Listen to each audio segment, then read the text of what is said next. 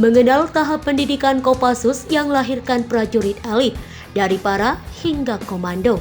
Komando Pasukan Khusus atau Kopassus berisi prajurit elit TNI Angkatan Darat yang tangguh dan terlatih. Ketangguhan mereka tak bisa lepas dari kerja keras dalam menjalani pendidikan dan pelatihan. Bagi prajurit TNI Angkatan Darat yang ingin bergabung dengan Korps Baret Merah, mereka harus menjalani seleksi awal dan sejumlah tahapan pendidikan yang menguras fisik dan mental.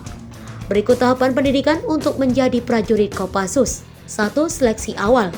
Dikutip dari buku Kopassus untuk Indonesia, Profesionalisme Prajurit Kopassus karya Iwan Santosa dan E.A. Nata Negara.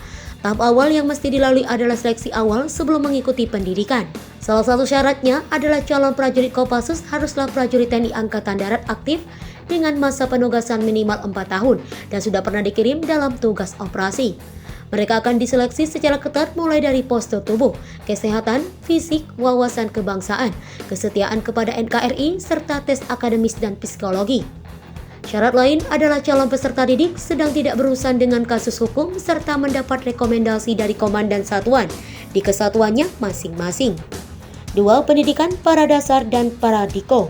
Setelah dipastikan lolos seleksi awal, peserta didik menjalani tahapan berikutnya yakni pendidikan Pradasar dan Prapendidikan Komando atau Pradiko. Peserta didik akan menempuh pendidikan ini selama 2 bulan di Batu Jajar, Bandung, Jawa Barat sebelum mengikuti pendidikan komando. Pada tahap ini, peserta didik mendapatkan pembekalan dasar seperti menembak, teknik dan taktik tempur, dan lain-lain.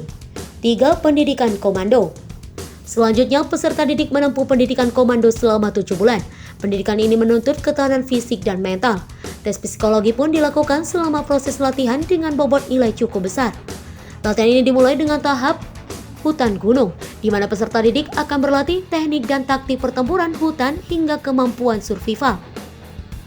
Tahap ini ditutup dengan long march dari Bandung ke Cilacap, Jawa Tengah.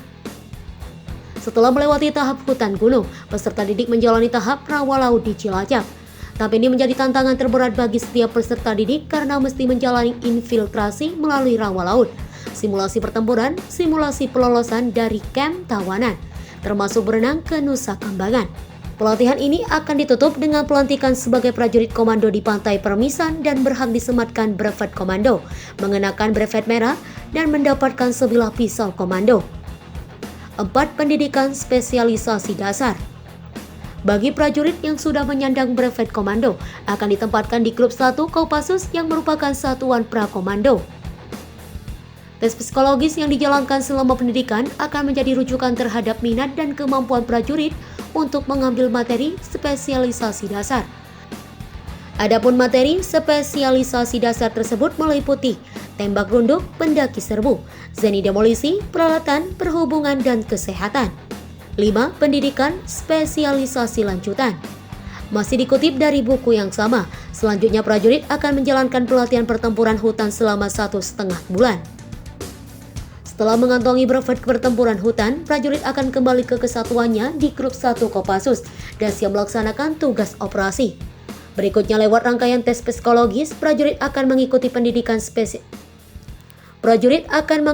pendidikan spesialisasi lanjutan dan pengembangan spesifik kemampuan sandi yuda dan penanggulan teror.